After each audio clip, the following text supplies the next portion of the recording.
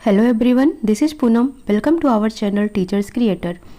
आज के सेशन में स्टार्ट करते हैं नया सब्जेक्ट। उसका नाम है आपका creating an inclusive school BEd second year. ठीक है, पेपर 3 है ये। CRSU, MDU, CVLU, IGU, GJU, ये किसी भी यूनिवर्सिटीज़ के लिए हैं। ये जो मैंने आपको नाम दिए अभी, बीएड सेकेंड ईयर, ठीक है, पेपर 3। तो इसमें आपको क्या करना, यूनिट 1 के 50 क्वेश्चन हैं, जिसमें 25 क्वेश्चन आज करेंगे, 25 क्वेश्चन कल करेंगे। तो इस तरीके से आपके सारे सब्जेक्ट के हर एक यूनिट को मैं कवर कर रही हूँ, ताकि सारे यूनिट्स आपको एग्जाम से पहले, 26 को एग्जाम है तो उससे पहले आपको सारी यूनिट्स 20 तक कवर करा दी जाए। सो आपका प्रॉपर रिविजन हो जाएगा उसके बाद। ठीक है, तो वीडियो को लाइक शेयर सब्सक्राइब जरूर कर दीजिएगा और हमारे टेलीग्राम चैनल्स टीचर्स क्रिएटर को जरूर ज्वाइन करिए, जहाँ पर आपको नोटिफिकेशन मिलती रहेगी। ठीक है, सो PDF के लिए भी आप कांटेक्ट कर सकते हैं। आप टेलीग्राम चैनल से ज्वाइन करें और PDF के लिए कांटेक्ट कर सकते हैं। ठीक है, सो स्टार्ट करते हैं। Question number 1, what is diversity? Diversity क्या है? सो अगर हम डाइवर्सिटी की बात करते हैं तो डाइवर्सिटी क्या होता है, इंडिविजुअल डिफरेंसेज होता है। ठीक है, ये इंडिविजुअल डिफरेंसेज जो होते हैं वो किसी के भी कारण हो सकते हैं, maybe culture, gender, socio economic status, age, physical abilities, beliefs और आइडियोलॉजीज। ठीक है, किसी के भी बेस पर इंडिविजुअल डिफरेंसेस देखने को मिल सकते हैं। ठीक है, और जो डाइवर्सिटी होती है can include many different human characteristic such as race, age, caste, creed, religions, national, original, sexual orientation and abilities. So आपको समझ आ गया होगा कि डाइवर्सिटी का मतलब टोटली क्या होता है, कि इंडिविजुअल डिफरेंसेस जो है एक दूसरे में, वो डाइवर्सिटी ही कहलाते हैं। डाइवर्सिटी का हिंदी मीनिंग होता है विविधता। ठीक है, तो बहुत सारे आपको देखो कितनी सारी डाइवर्सिटी, कितने टाइप्स के एनिमल स्पीसीज हैं। ठीक है, तो हर एक चीज ये क्यों है, डाइवर्सिटी के कारण। सो ऑप्शन ए है आपका, as the condition of being different, each individual is unique, differences among different individuals, all of these. तो डाइवर्सिटी का मतलब तीनों ही है। So option number D is right answer for this. All of these is the right answer because condition of being different, each individual is unique, difference among different individual. So जो differences हैं अलग अलग individuals के बीच में, वो भी क्या है, diversity है। जितने भी इंडिविजुअल्स हैं वो सब एक यूनिक हैं, वो भी डाइवर्सिटीज है। ठीक है, कंडीशन ऑफ बीइंग डिफरेंट, ये भी क्या है, डाइवर्सिटी है। So all of this right answer. Now question number 2, what is oblique और the component of diversity? Diversity के कंपोनेंट क्या होते हैं? ऑप्शन है आपके पास कॉग्निटिव, अफेक्टिव, बिहेवियरल एबिलिटीज या ऑल ऑफ दीज। ठीक है, तो जब ऑल ऑफ दीज की बात हो रही है, यहाँ पर देखो डाइवर्सिटी के कंपोनेंट्स की बात हो रही है ना, तो जो डाइवर्सिटी के कंपोनेंट्स होते हैं वो कॉग्निटिव भी होते हैं, मीन्स जो नॉलेज और अंडरस्टैंडिंग होती है इसके बेस पर भी होता है। अफेक्टिव यानी कि जो फीलिंग्स होती है, हमारे इमोशंस होते हैं, वो भी डिफरेंट होते हैं। बिहेवियरल की बात हो रही है, यहाँ पर किसी के साथ पॉजिटिव रिलेशंस बिल्ड हो पाता है, नहीं हो पाता है। ठीक है, एबिलिटीज की अगर हम बात करते हैं तो physical abilities as well as mental abilities सबकी क्या होती है, डिफरेंट होती हैं। तो ये सब डाइवर्सिटी के कंपोनेंट है। तो ऑप्शन आपका क्या हो जाएगा, option E is the right answer for this question. Now question number 3 है आपका, children that are different from one another in term of physical characteristic and learning abilities is termed as. ठीक है, इसमें question बोला गया है कि ऐसे बच्चे जो एक दूसरे से डिफरेंट हों, किसके टर्म में, फिजिकल कैरेक्टरिस्टिक के टर्म में, तो इस टाइप के, and learning abilities in terms as. ठीक है, characteristic and learning abilities is termed as. तो इस टाइप के लर्निंग एबिलिटीज को क्या बोला जाता है, disabled children, exceptional children, normal या एवरेज। ठीक है, तो यहाँ पर क्या होगा, ऑप्शन बी राइट आंसर होगा, एक्सेप्शनल चिल्ड्रंस। बिकॉज जो एक्सेप्शनल चिल्ड्रन होते हैं, ठीक है, वो एक दूसरे से डिफरेंट होते हैं फिजिकल कैरेक्टरिस्टिक के टर्म में और लर्निंग एबिलिटीज के टर्म में। किसी की लर्निंग बहुत हाई होती है, क्रिएटिव होते हैं, गॉड गिफ्टेड होते हैं। ठीक है, तो जो गिफ्टेड चाइल्ड होते हैं वो भी एक्सेप्शनल में आते हैं। जो पुअर बच्चे होते हैं, मेंटली रिटार्डेड होते हैं या डिसेबल्ड बच्चे होते हैं, वो भी किस में आते हैं, एक्सेप्शनल में ही आते हैं। तो इसका राइट आंसर क्या हो जाएगा, एक्सेप्शनल चाइल्ड। क्वेश्चन नंबर 4 है आपका, what characteristic falls in the category of exceptionality. ठीक है, एक्सेप्शनैलिटी में कौन से कैरेक्टरिस्टिक आते हैं, mental retardation, giftedness, creative talent, visual impairment, all of this. तो जैसा मैंने आपको डिस्कस किया कि जो एक्सेप्शनल चिल्ड्रन होते हैं वो मेंटली रिटार्डेड भी हो सकते हैं, गिफ्टेडनेस भी हो सकते हैं, क्रिएटिविटी भी उनके अंदर बहुत कूट कूट कर भरी हो सकती है, विजुअल इम्पेयरमेंट भी आ सकता है, हियरिंग इम्पेयरमेंट भी हो सकता है, ठीक है, या कम्युनिकेशन डिसऑर्डर हो सकता है, मल्टीपल डिसेबिलिटीज़ हो सकती हैं। तो इनमें मतलब कोई भी ये सारी चीज़ें हो सकती हैं। तो ऑप्शन आपका क्या हो जाएगा, all of these right answer हो जाएगा इसका, ठीक है। तो ये सारी करेक्टरिस्टिक होती हैं, लाइक मेंटल रिटार्डेशन हो गया, लर्निंग डिसेबिलिटीज़ हो गई, इमोशनल एंड बिहेवियर डिसऑर्डर हो गया, autism, hearing impairment, visual impairment, neurological disorder, multiple disorder, giftedness, creative talent, ठीक है। तो ये सब करेक्टरिस्टिक होते हैं किसके, एक्सेप्शनैलिटी के, ठीक है। So option all of this is the right answer for this question. Now question number 5 हम देखते हैं। What are the classification of exceptional children. जो एक्सेप्शनल चिल्ड्रन होते हैं उनके क्लासिफिकेशंस बताने हैं आपको। Intellectual deviance, sensory deviance, motor deviance, personality deviance, all of the above, ठीक है। तो यहाँ पर किसकी बात की गई, क्लासिफिकेशंस की बात की गई है, ठीक है। और जो ये क्लासिफिकेशन किसके बेस्ड पर हो रहा है, मोड ऑफ डेविएशंस के बेस पर हो रहा है, मींस बेसिस ऑफ एरिया या मोड ऑफ डेविएशंस, इन दोनों की बेस पर आप कह सकते हो। तो इंटेलेक्चुअल डेविएंस भी होता है। इंटेलेक्चुअल डेविएंस का मतलब ये होता है कि जो बच्चा है वो मेंटली रिटार्डेड में, यानी कि वो माइनस साइड में भी जा सकता है, प्लस साइड में भी जा सकता है। मीन्स मेंटल लेवल उसका कम होगा तो हम क्या बोलेंगे, मेंटल रिटार्डेशन। उसका जब आईक्यू लेवल 70 से लेस देन होगा, ठीक है। गिफ्टेडनेस एंड क्रिएटिविटी भी हो सकती है, यानी कि जब वो प्लस में जाएगा मेंटल में तो उसे क्या बोलेंगे, गिफ्टेडनेस या क्रिएटिविटी। आईक्यू लेवल तब 110 से ज़्यादा होगा, ठीक है। तो इंटेलेक्चुअल डेविएंस भी होता है, क्लासिफिकेशन एक टाइप होता है एक्सेप्शनल चिल्ड्रन का, ठीक है, जिसमें मेंटली रिटार्डेशन और गिफ्टेडनेस या क्रिएटिविटी दोनों ही आते हैं, ठीक है। दूसरा है सेंसरी डेविएंस। जो सेंसरी डेविएंस होता है ये क्या इंक्लूड करता है, जैसे hard of hearing, hearing impairment, visual impairment, ये किस में आता है, सेंसरी डेविएंस में आता है। मोटर डेविएंस, मोटर डेविएंस का मतलब स्पीच इम्पेयरमेंट हो रही है, डिफेक्टिवनेस इन लिम्स, ठीक है, आर्थोपेडिकली हैंडीकैप्ड है या क्रिपल्ड है, तो ये किस में आते हैं, मोटर डेविएंस में आते हैं। स्पीच इम्पेयरमेंट हो रही है, ठीक है, या आर्थोपेडिक इम्पेयरमेंट हो रही है, तो ये होता है आपका मोटर डेविएंस। पर्सनालिटी डेविएंस, पर्सनालिटी डेविएंस में जैसे लर्निंग डिसेबिलिटीज होती हैं, इमोशनल डिसऑर्डर्स होते हैं, तो ऑल ऑफ द एबव क्या होगा, इसका राइट आंसर हो जाएगा। मैंने सारे आपके साथ एक बार डिस्कस कर दिया डिफिनेशन इनकी क्या क्या होती हैं, सो आप इसको अच्छे से करिएगा।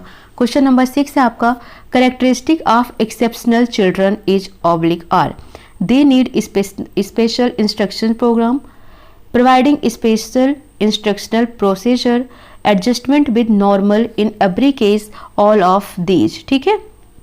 तो यहाँ पर पूछा गया है कि उनको स्पेशल इंस्ट्रक्शनल प्रोग्राम प्रोवाइड कराना चाहिए, स्पेशल इंस्ट्रक्शनल प्रोसीजर उनके साथ करना चाहिए, ठीक है, या एडजस्टमेंट करें वो नॉर्मल बच्चे के साथ, किसी भी सिचुएशन हो तो उसमें वो एडजस्टमेंट कर सकें, ऐसा उनको माहौल देना चाहिए। तो ये सारी ही करेक्टरिस्टिक आती हैं। सो ऑल ऑफ द अबव क्या होगा, इसका राइट आंसर हो जाएगा।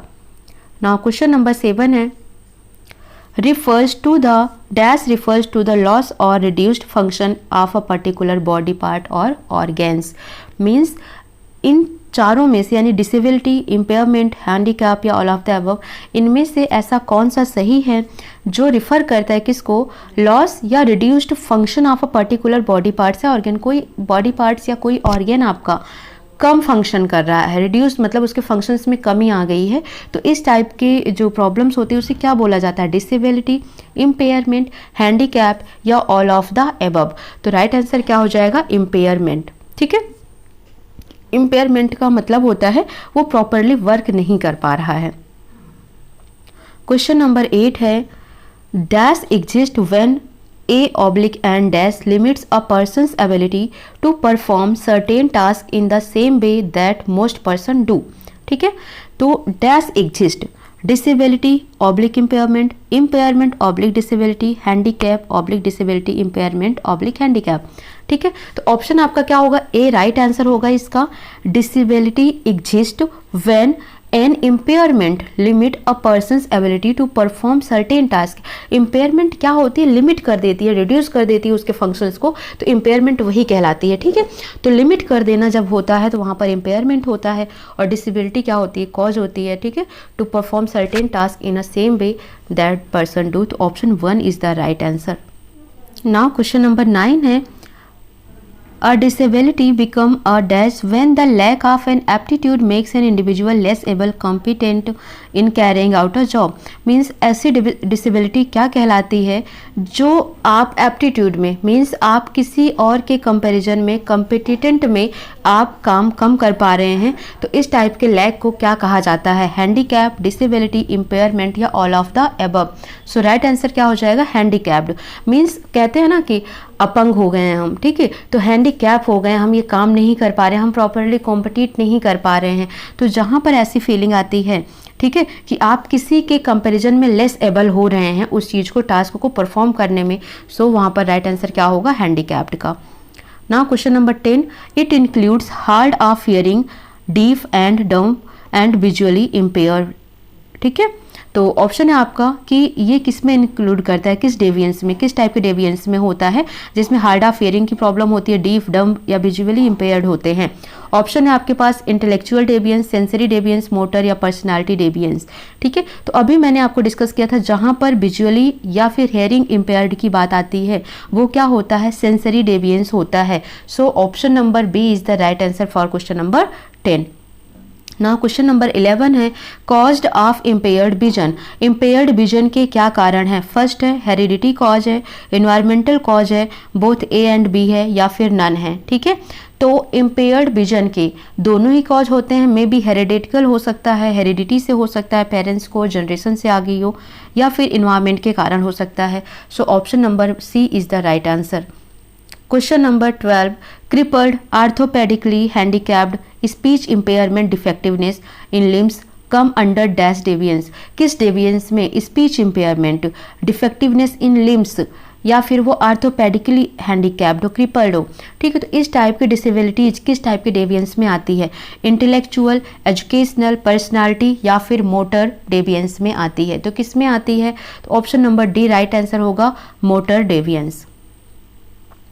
क्वेश्चन नंबर 13 है आपका, dash is a state of incomplete development of mind that the potential is incapable of leading an independent life. ठीक है, कह रहा है dash is a state of incomplete development of mind. Mind की कैसी अवस्था, कैसा स्टेट है, इनकम्प्लीट डेवलपमेंट, यानी कि डेवलपमेंट कंप्लीट नहीं हुआ है।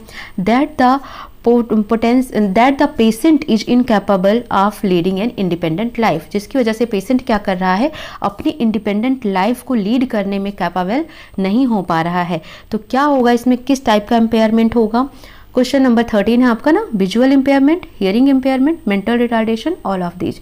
तो जब भी बात हो रही है कि वो अपने इंडिपेंडेंट लाइफ को लीड करने में इनकैपेबल है, तो इसका मतलब उसे क्या हो रहा है, मेंटली रिटार्डेड हो रहा है। So option number C right answer हो जाएगा। Question number 14, what are the causes of mental retardation. Mental retardation के क्या कारण हो सकते हैं, मानसिक जो तनाव होता है, कमी होती है, उसके क्या कारण होते हैं, endogenous cause, exogenous cause, post natal cause या ऑल ऑफ दीज। तो इसमें से आपके सारे ही ऑप्शन करेक्ट है, endogenous, exogenous, post natal. So option number D right answer. Question number 15, what are the exogenous cause of mental retardation.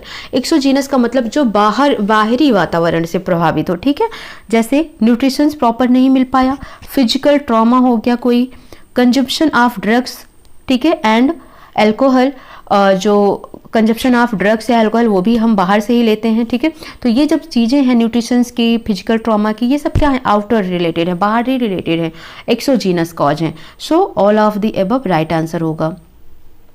Question number 16, classification of mentally retarded childrens are.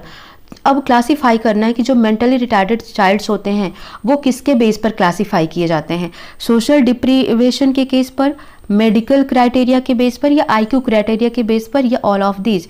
तो social deprive के case में भी होता है medical और IQ. So option option D right answer होगा question number 16 के लिए।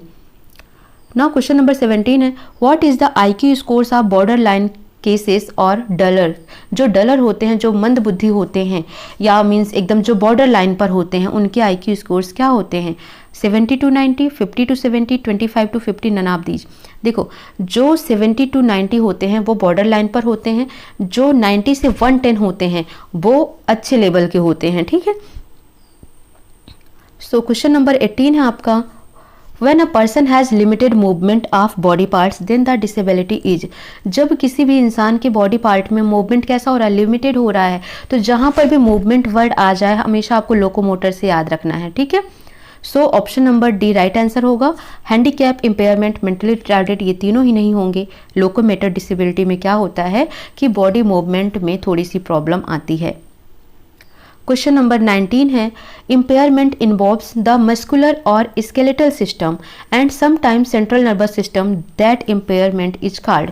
ठीक है, तो सेंट्रल नर्वस सिस्टम का मतलब आप समझते हैं, CNS क्या इंक्लूड करता है, CNS में हमारी वर्टिब्री आती है और ब्रेन आता है, ठीक है। तो ब्रेन और वर्टिब्री को अफेक्ट करते हैं, ठीक है, स्केलेटन सिस्टम को भी अफेक्ट कर रहा है और मस्कुलर को। तो इस टाइप के इम्पेयरमेंट क्या होते हैं, orthopaedic impairment, locomotor disability, mentally retarded या बोथ A and B। तो देखो जब यहाँ सेंट्रल नर्वस सिस्टम की बात हो गई, ठीक है, तो आपको यहाँ पर A और B ही लेना है, यानी कि मेंटली रिटार्डेड नहीं होगा, आर्थोपेडिक इम्पेयरमेंट हो सकता है, ठीक है, क्योंकि स्केलेटन की बात हो गई, स्केलेटन में किसके बारे में पढ़ते हैं, बोन्स के बारे में, आर्थोपेडिक होता है वो, ठीक है। और लोकोमोटर यानी कि मसल्स के बारे में बात हो रही है, मूवमेंट होगा यहाँ पर, तो ऑप्शन नंबर A B यानी कि D is the right answer. Question number 20, any disorder of nervous system is called. जब नर्वस सिस्टम में कोई डिसऑर्डर होता है तो उसे क्या बोला जाता है, neurological disorder, learning disability, orthopaedic impairment या नन ऑफ दीज। तो क्या होगा, नर्वस सिस्टम ब्रेन से होता है हमारा, तो ब्रेन के स्टडी को क्या बोला जाता है, न्यूरोलॉजी, है ना। तो न्यूरोलॉजिकल डिसऑर्डर होता है नर्वस सिस्टम के regarding. So option number A is the right answer for this question. Now question number 21, dash is due to problem in educational condition or any problem in function of the child। dash is due to problem in educational condition, ठीक है, किसके कारण हो रहा है, educational condition के कारण हो रहा है, और any problem in function of the child, disability, learning disability, impairment या मल्टीपल डिसेबिलिटी। जब भी बात हो रही है ना कि उसके एजुकेशन में प्रॉब्लम आ रही है, ठीक है, अब एजुकेशनल डिसेबिलिटी हो रही है, तो यहाँ पर क्या होगा, लर्निंग डिसेबिलिटी, यानी कि उसको सीखने में प्रॉब्लम आ रही है। Option number B is the right answer. Question number 22, from the following which of these terms are related to the learning disabilities.